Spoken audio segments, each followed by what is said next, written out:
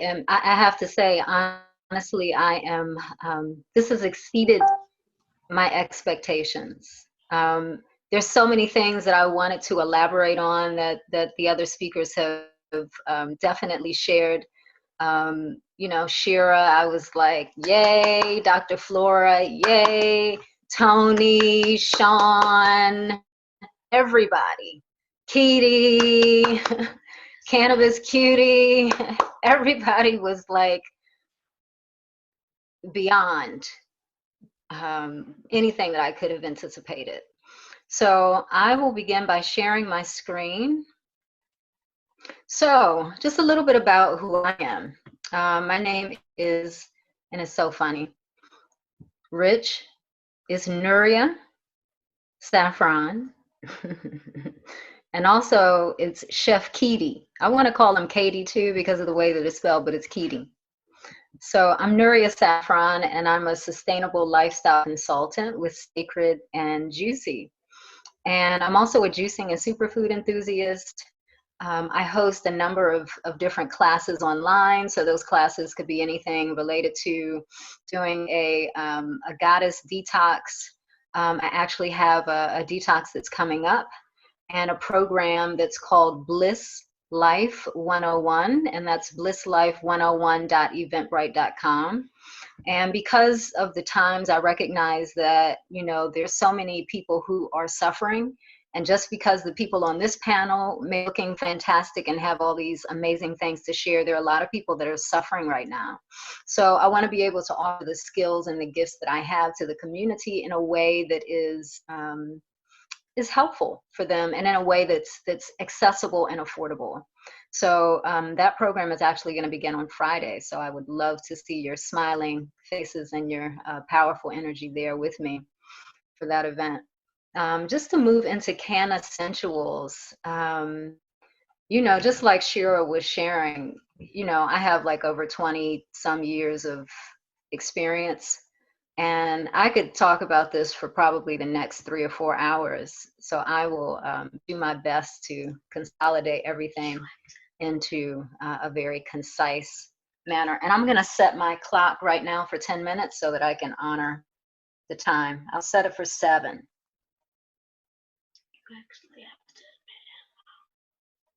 All right, let's see.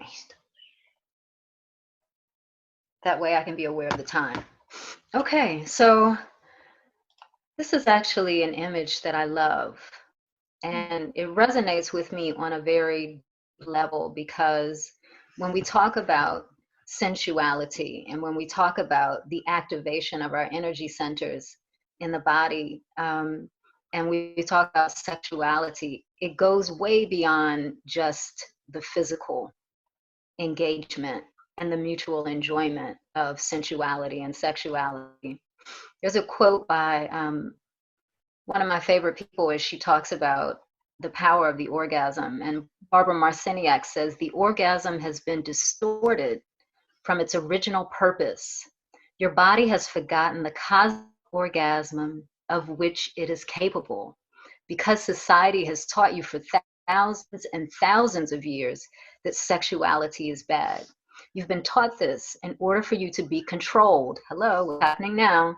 And to keep you from seeking freedom that is available through sexuality.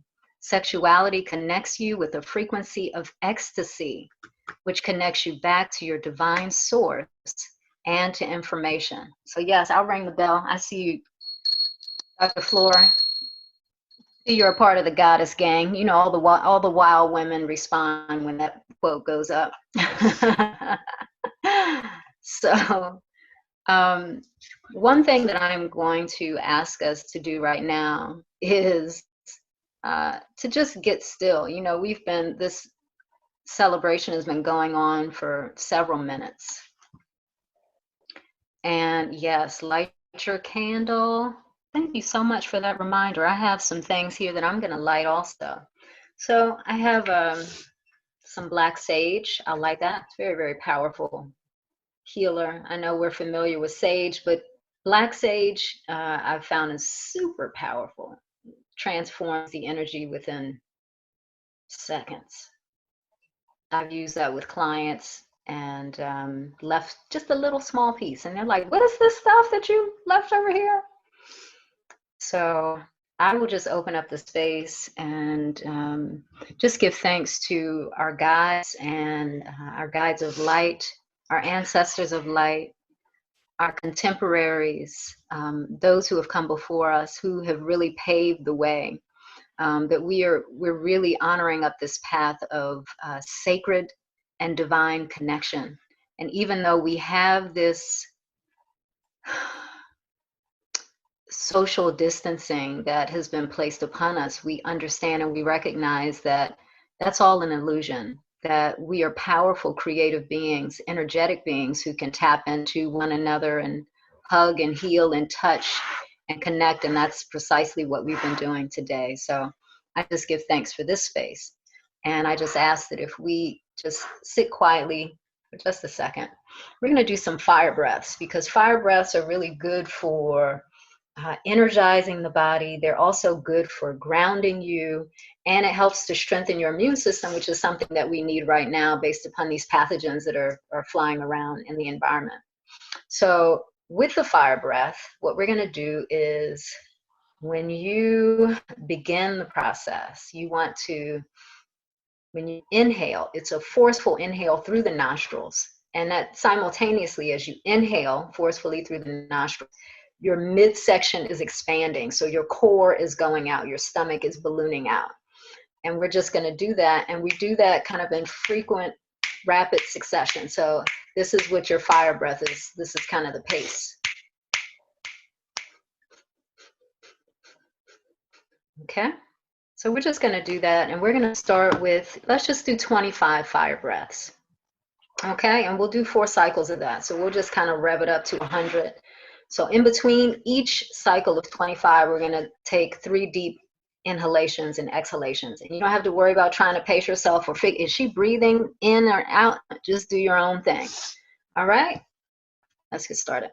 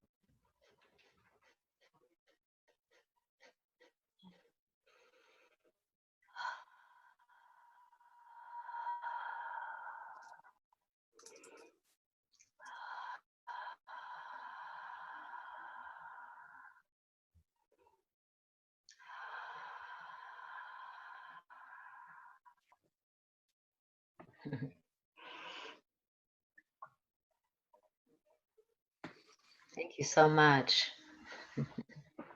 That was wonderful. All right, so I'm hoping everyone is feeling a bit energized. Okay, Shira, I see your hand. That means that you have a question, or are you just giving me a high five? Okay, all right, yes. All right, beautiful. Party time. Okay, my 7 minutes is up already. That means I have to wrap it up in 3 minutes. Okay, here we go. Roller coaster. All right, so thank you so much, community, for participating in I'm going to now move into the section that talks about the eternal now moment. So one of the gifts of pleasure and bliss is riding the breath. And when I say riding the breath, it is allowing the breath to be that wave that will take you to a number of different places. It can take you to joy, it can take you to bliss, it can take you to orgasmic states, it can also take you to manifestation and power and accessing, an energetic field that is way beyond that which we're able to do in our human selves. A part of that is really allowing yourself to be fully present and enjoying the here and now moment.